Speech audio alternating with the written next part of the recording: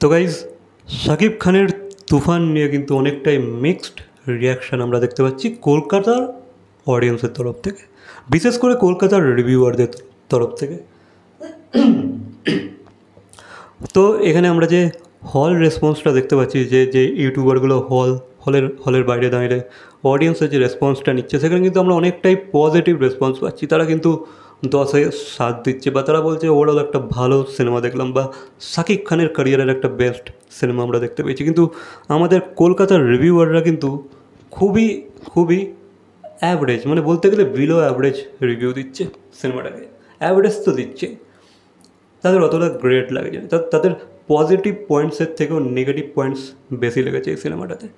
বাকি I don't know বাই, but আমি সিনেমাটা দেখতে যাব, দেখে আমি বিচার করবো যে আদৌ তারা ঠিক নাকি কোনো বায়াসনেস আছে। এবার এই জিনিসটাকে নিয়ে কিন্তু অনেকেই বলছে যে তাদেরকে নাকি শাকিব খান পার্সোনালি ইন্টারভিউ দেয়নি বলে নাকি তারা নেগেটিভ রিভিউ দিচ্ছে। এবার আমার আমার এটা মনে হয় না, কারণ দেখো, একটা সিনেমার মধ্যে খারাপ ভালো দিক সবটাই কিন্তু একটা রিভিউয়ারে তুলে ধরাটা কর্তব্য।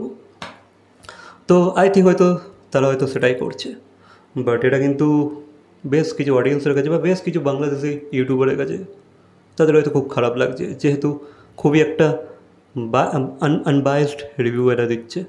তো আমি অনেকেরই অনেক অনেক রেপুটেড চ্যানেল থেকে রিভিউ দেখলাম তুফানে, তো তারা খুবই মিক্সড রিয়াকশান দিয়েছে, অ্যাভারেজ বলেছে মুভিটাকে, খুব এক্সট্রা অর্ডিনারি কিছু না। হ্যাঁ, ভিজুয়ালি কিন্তু খুব ভালো করেছে, দারুণ করেছে, যেভাবে শাকিব খানকে ট্রিট করা হয়েছে ভালো, বাট গল্পটাকে কেউই গ্রেট বা ভালো বলতে পারছে না, বা ইয়া দ্যাটস ইট। বাকি আমি মুভিটা দেখে আমি বিচার করি কী হয়েছে কি না। বাকি এই মুহূর্তে কিন্তু অনেক চাপে আছে আমাদের কলকাতার বেশ কিছু রিভিউয়াররা, তারা কিন্তু খুব চাপে পড়ে গেছে যে ভাই কী বলবে সিনেমাটাকে দেখে, ভালো বলবে, আনবায়াসড হয়ে রিভিউ দেবে, নাকি শাকিব খানের ফ্যান্সদেরকে কেটার করে ভিডিও বানাবে, নাকি বায়াসনেস তারা খুবই চাপের মধ্যে আছে। আর বেশিরভাগ আমি দেখলাম অ্যাভারেজ বলছে সিনেমাটা সবার খুব ভালো লাগে না।